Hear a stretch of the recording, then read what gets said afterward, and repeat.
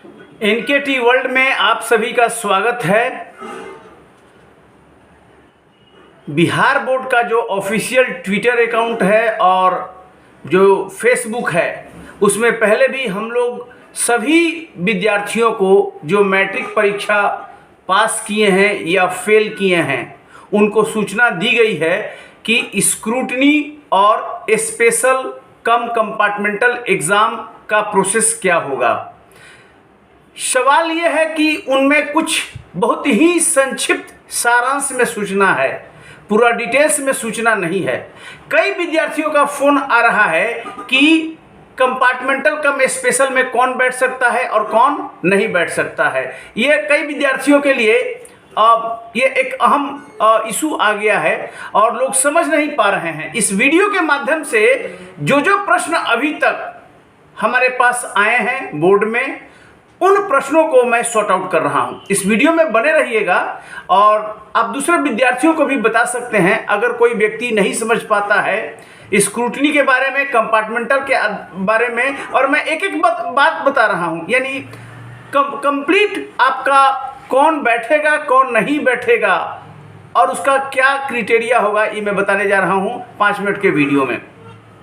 सबसे पहले मैं बता दूं स्क्रूटनी के बारे में, और यह वीडियो केवल मैट्रिक परीक्षा पर है 2022, जो इस साल पास किए हैं। 31 मार्च को जो रिजल्ट निकला है उसके बारे में। स्क्रूटनी के लिए आवेदन कौन करेगा? आज से शुरू है स्क्रूटनी का आवेदन, 2 अप्रैल 2022 आज से शुरू है। कौन आवेदन कर सकता है स्क्रूटनी के लिए? आप स्वयं घर पर बैठकर ऑनलाइन आवेदन दे सकते हैं स्क्रूटनी के लिए। स्क्रूटनी के आवेदन के लिए आपको अपना स्कूल नहीं जाना है, आपको स्वयं ऑनलाइन आवेदन देना है स्क्रूटनी के लिए बिहार बोर्ड के वेबसाइट पर जाकर। और इसके लिए 2 अप्रैल से 8 अप्रैल तक का डेट है। आपको पता होगा 2 से 8 अप्रैल के बीच में स्क्रूटनी के लिए आवेदन देना है। 70 रुपया प्रति सब्जेक्ट का फी लग रहा है, 70 रुपीज़ पर सब्जेक्ट। 5 सब्जेक्ट में आपने पास किया है प्लस इंग्लिश मान लीजिए 6 सब्जेक्ट। आप चाहें तो सारे सब्जेक्ट में स्क्रूटनी के लिए आवेदन दे सकते हैं। पर सब्जेक्ट 70 रुपीज़। और स्क्रूटनी का रिजल्ट इसी महीने यानी अप्रैल में आपका आ जाएगा, यानी कि अप्रैल तक स्क्रूटनी का रिजल्ट आ जाएगा। तो स्क्रूटनी के बाद वाला मार्कशीट वैलिड होगा। ध्यान रखिए, कई विद्यार्थी स्क्रूटनी के पहले वाला मार्कशीट लेकर बैठ जाते हैं, वो वैलिड नहीं होता है। जिस क्षण स्क्रूटनी आपने अप्लाई कर दिया और स्क्रूटनी के बाद आपका मार्क्स चेंज हो गया, चाहे कम हुआ चाहे ज़्यादा बढ़ गया, तो स्क्रूटनी के बाद वाला आपका मार्कशीट ही वैलिड होगा। हमेशा ध्यान रखना होगा, उसके पहले वाला मार्कशीट स्वतः इनवैलिड हो जाएगा। अब आपको समझना है कि स्क्रूटनी का मतलब क्या होगा। स्क्रूटनी में टोटलिंग चेक किया जाता है, मैं पहले भी बताया हूं। अगर किसी प्रश्न का जो आपने उत्तर लिखा है उसका टोटलिंग काउंट नहीं हुआ है तो उसका टोटलिंग काउंट हो जाएगा। और साथ में अगर किसी प्रश्न का उत्तर जो आपने लिखा है वो एग्जामिनर ने जांच ही नहीं किया है, नंबर ही नहीं दिया है, तब स्क्रूटनी करते समय उसकी जांच हो जाएगी। जो नंबर मिलेगा वो टोटल में ऐड हो जाएगा। इसका मतलब है स्क्रूटनी से 2 बात हो सकती है, या तो मार्क्स चेंज होगा या मार्क्स चेंज नहीं होगा। मार्क्स चेंज भी हो सकता है, मार्क्स चेंज नहीं भी हो सकता है। नॉर्मली 70% केस में स्क्रूटनी के बाद मार्क्स चेंज नहीं होता है। मैं आपको एक डेटा के आधार पर कह रहा हूं।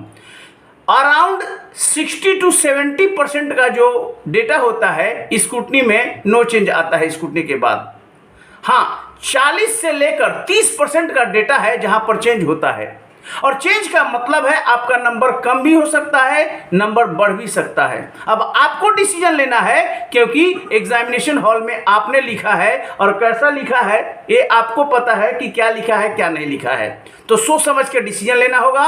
आज 2 अप्रैल से स्क्रूटनी के लिए ऑनलाइन आवेदन शुरू है और 8 अप्रैल तक लिया जाएगा। और मैं बात कर रहा हूं मैट्रिक परीक्षा में जो विद्यार्थी सफल हो गए हैं वो सब लोग स्क्रूटनी अपना करवा सकते हैं। इवन स्क्रूटनी के लिए वो विद्यार्थी भी कर सकता है जो फेल हो गया हो। स्क्रूटनी में ऐसा कुछ नहीं है कि सफल करेगा या जो फेल हो गया है स्क्रूटनी नहीं कर सकता है। आप ऑनलाइन अप्लाई कीजिए, हो सकता है उससे भी कई लोग पास हो जाता है।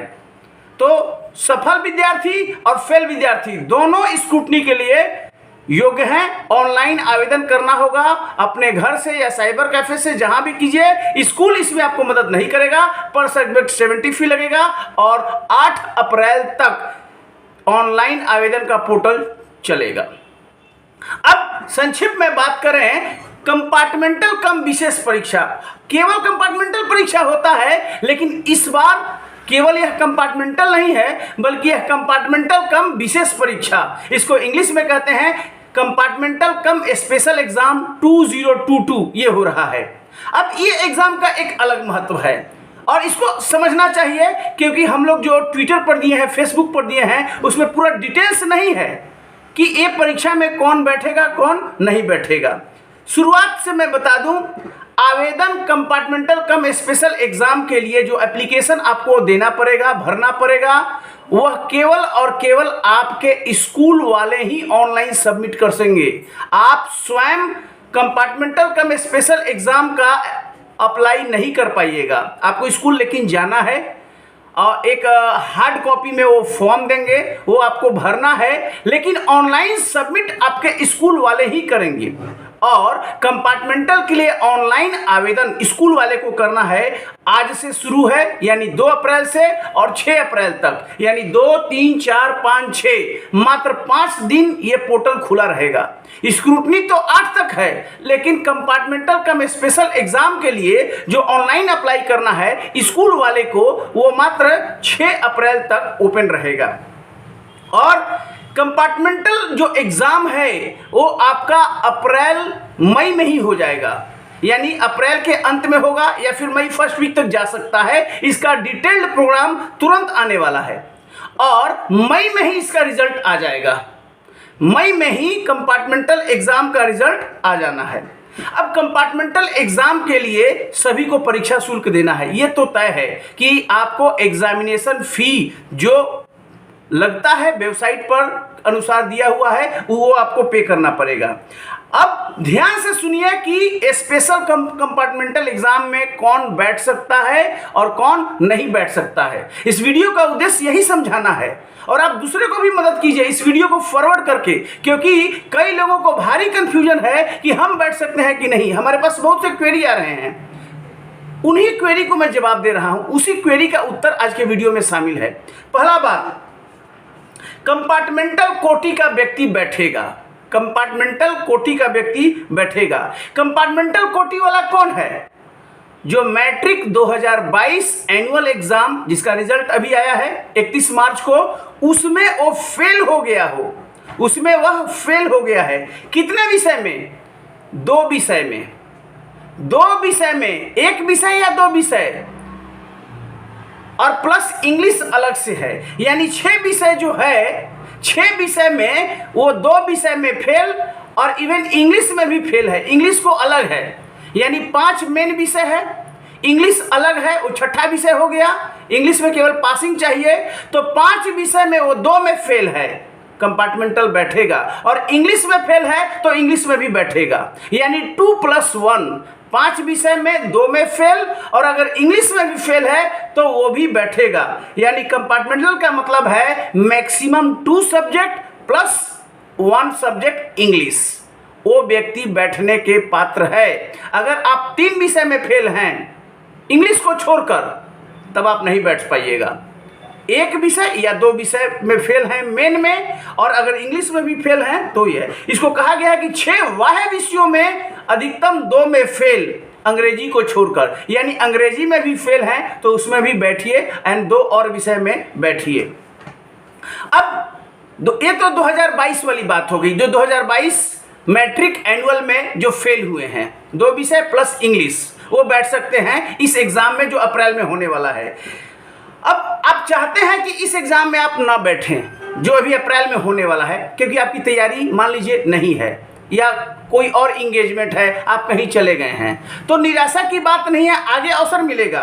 आपका जो पहला 3 चांस आप अवेल कर सकते हैं। अगर आप 2 विषय में फेल है प्लस इंग्लिश में फेल है तो पहला चांस अभी आपको मिलेगा अप्रैल में। ये आपका पहला चांस होगा जो अप्रैल 2022 में विशेष सह कंपार्टमेंटल होगा, ये पहला चांस होगा। दूसरा चांस आपका कब होगा? जब 2023 का एनुअल मैट्रिक होगा, उसमें भी आप 2 विषय में बैठ सकते हैं कंपार्टमेंटल कोटि के रूप में प्लस इंग्लिश। और तीसरा चांस कब आपका होगा? 2023 में जो कंपार्टमेंटल एग्जाम होगा, 2023 मैट्रिक कंपार्टमेंटल जो होगा उसमें, यानी तीन ऑप्शन आपको मैक्सिमम मिल सकता है, 3 ऑप्शन। तो आपको सोचना है कि अभी अप्रैल 22 में बैठना है, या अगले साल जो फरवरी 23 में मैट्रिक एनुअल होगा उसमें बैठना है, या 2023 कंपार्टमेंटल होगा उसमें बैठना है। विचार कर लीजिए, तीनों में मौका मिलेगा। अगला पॉइंट है, कंपार्टमेंटल में बैठेंगे तो ये तो थ्योरी का पेपर होगा। आप सोच रहे होंगे कि प्रैक्टिकल देना है क्या? तो आपको प्रैक्टिकल नहीं देना है। प्रैक्टिकल में जो नंबर उधर आ गया है आपको, वही नंबर यहाँ शामिल हो जाएगा। अभी तो आपका रिजल्ट फेल है, एक भी विषय में फेल तो फेल, इंग्लिश में भी फेल तो फेल, तो आपका प्रैक्टिकल का नंबर तो चढ़ा हुआ है, तो वो प्रैक्टिकल का मार्क्स आपका ऐड हो जाएगा। जब आप कंपार्टमेंटल में पास होंगे तो वो कंपार्टमेंटल के रूप में आपका रिजल्ट फाइनल आएगा। तो लेकिन कंपार्टमेंटल में मान लीजिए कि 2 विषय में आप देते हैं, पास कर जाते हैं, इवन इंग्लिश भी देते हैं उसमें भी पास कर जाते हैं, तो आपका रिजल्ट खूब बढ़िया लिखते हैं आप, तो रिजल्ट आपका डिवीजन नहीं आएगा, केवल आपका पास ही आएगा, उत्तीर्ण आएगा। आपका उसमें सोच रहा है कि डिवीजन आ जाए, तो आपको डिवीजन कंपार्टमेंटल में देने का नियम नहीं है। अच्छा, अब 2020 और 2021 जिन्होंने 2020 में जो फेल हुए कंपार्टमेंटल कोटि वाले, यानी 2 विषय प्लस इंग्लिश, या 2021 एनुअल मैट्रिक में फेल हो गए 2 विषय में प्लस इंग्लिश में, वो भी व्यक्ति अपने दूसरे या तीसरे ऑप्शन के रूप में इस अप्रैल 2022 में जो कंपार्टमेंटल होगा उसमें बैठ सकता है। 20 वाला भी बैठेगा, अपना दूसरा या तीसरा चांस होगा उसका, और 21 वाला भी बैठेगा कंपार्टमेंटल के रूप में, यानी 2 विषय प्लस इंग्लिश अगर है तो इस अप्रैल 2022 में बैठ सकता है। कोई डाउट नहीं होना चाहिए, डाउट होगा तो आप इसके पूछ सकते हैं आप यहाँ पर हमारे कमेंट बॉक्स में। अब देखिए, ये तो कंपार्टमेंटल कोटि का होगा, उसके अलावा नियमित कैंडिडेट यानी रेगुलर, स्वतंत्र कैंडिडेट यानी प्राइवेट, और एक्स कैंडिडेट यानी पूर्ववर्ती, ये तीनों लोग इस अप्रैल के एग्जाम में बैठ सकता है अगर उनका पंजीयन वैलिड है और सेंटअप उन्होंने पास किया है तो, और वो सेंटअप पास किए हैं तो मैट्रिक एनुअल 2022 में वो किसी कारण नहीं बैठ पाए। समझिए, जो नियमित है, समझिए बात को, रेगुलर कैंडिडेट या एक्स कैंडिडेट, या मान लीजिए कि वो जो है प्राइवेट है, लेकिन 2022 एनुअल के एग्जाम में वो नहीं बैठ पाया, कई कारणों से नहीं बैठ पाया, एग्जाम फॉर्म नहीं भरा, या भर भी दिया तो फीस जमा नहीं हुआ, जो भी कारण हो, एडमिट कार्ड उसका आया नहीं एनुअल 2022 के एग्जाम के लिए, और वो नहीं बैठ पाया।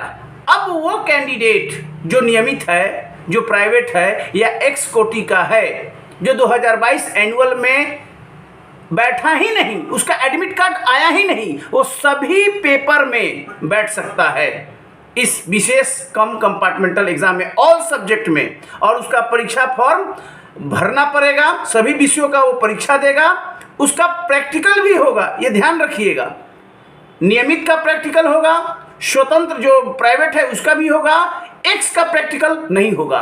और अगर अच्छा लिखता है ऐसा बंदा, नियमित वाला या एक्स वाला या प्राइवेट वाला, तो यहाँ पर उसको डिवीजन के साथ पास किया जाएगा।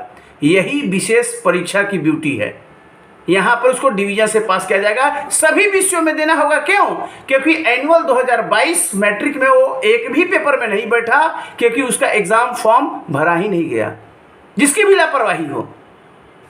तीसरा, जिसे आप समुन्नत कहते हो या इम्प्रूवमेंट कहते हो या फिर बेटरमेंट कहते हैं, समुन्नत, इम्प्रूवमेंट या बेटरमेंट एक ही नाम है, ऐसा कैंडिडेट भी बैठ सकता है।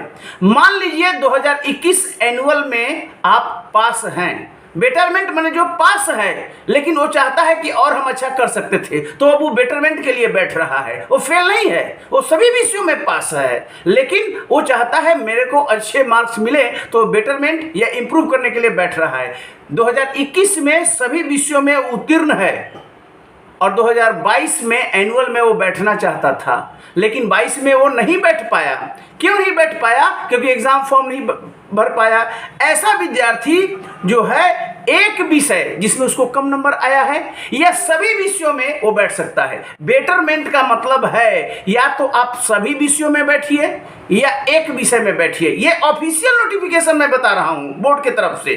बेटरमेंट में एक में भी बैठ सकते हैं और सभी विषयों में बैठ सकते हैं, क्योंकि आप पहले ही उत्तीर्ण हैं। मान लें कि आप एक ही विषय में बैठे, आप सोशल साइंस में या मैथ में आप बैठे, तो केवल मैथ वाला नंबर आपका चेंज होगा। जो मैथ में मार्किंग होगा वो ऐड हो जाएगा और पहले वाला नंबर कैरी फॉरवर्ड हो जाएगा, ऐसा है।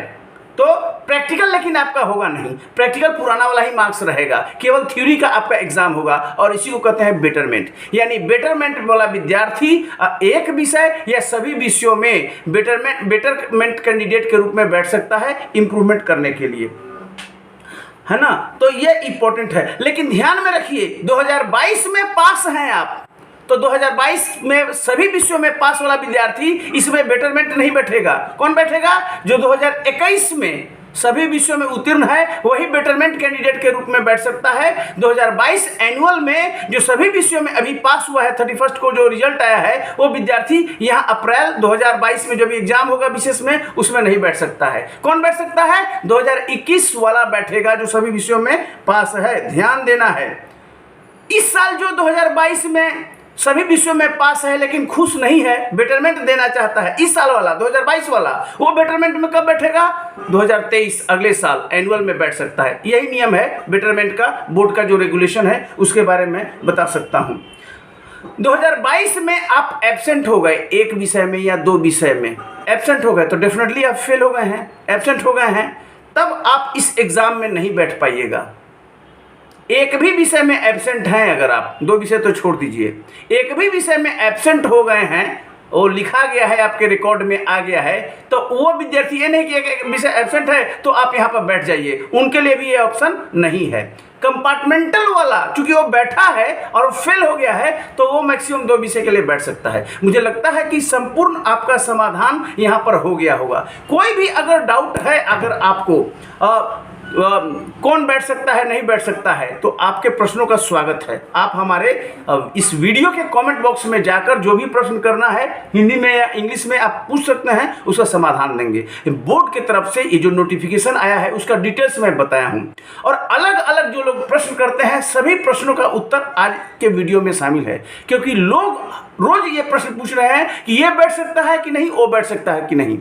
तो मैं बेटरमेंट का भी बता दिया, जो रेगुलर, प्राइवेट और एक्स हैं उनके बारे में बताया, और कंपार्टमेंटल कोटि कौन है वो भी मैं बताया। तो ध्यान रखना है, इस वीडियो को आप दोबारा भी देख सकते हैं, तिबारा भी देखिए अगर समझ में नहीं आता है। इसके बावजूद डाउट है कमेंट बॉक्स में लिखिए, और मेरा निवेदन है इसको शेयर कीजिए सभी विद्यार्थियों को। शेयर करने में आपको क्या जाता है, अधिक से अधिक विद्यार्थियों को शेयर कीजिए, सबका ज्ञान वर्धन हो, सब लोग समझ जाए, क्योंकि आज से ऑनलाइन फॉर्म भरना शुरू हो गया। कंपार्टमेंटल तो के लिए आपको तो स्कूल जाना पड़ेगा, आपके स्कूल वाले भरेंगे, और जो आपका स्क्रूटनी है वो आपको घर से करना है। तो ऑल द बेस्ट, क्योंकि एक परीक्षा से जीवन का अंत तो होता नहीं है। मोदी जी भी बोले हैं एक परीक्षा में मान लो कि अच्छा नहीं रहा तो आगे अभी ऑप्शन आएगा, ये स्क्रूटनी भी एक ऑप्शन देगा आपको, ये कंपार्टमेंटल भी एक ऑप्शन है, ये विशेष परीक्षा भी ऑप्शन है। और ऑप्शन इस अप्रैल में जो विशेष परीक्षा हो रही है उसी तक नहीं है, 23 का एनुअल भी ऑप्शन होगा, और 23 में जो कंपार्टमेंटल होगा वहाँ भी ऑप्शन होगा, ऑप्शन ही ऑप्शन होगा। इससे निराशा की कोई बात नहीं है, फेल हुए परेशान नहीं हो जाइए। A first attempt in learning, FAIL क्या हुआ? फर्स्ट अटेम्प्ट इन लर्निंग, यानी सीखने की प्रक्रिया में पहला आपका कोशिश, पहली कोशिश में विफल भी आदमी हो सकता है, इसमें कोई परेशान होने की बात नहीं है। All the best. इस चैनल को लाइक कीजिए, सब्सक्राइब कीजिए और शेयर कीजिए। All the best, thank you very much.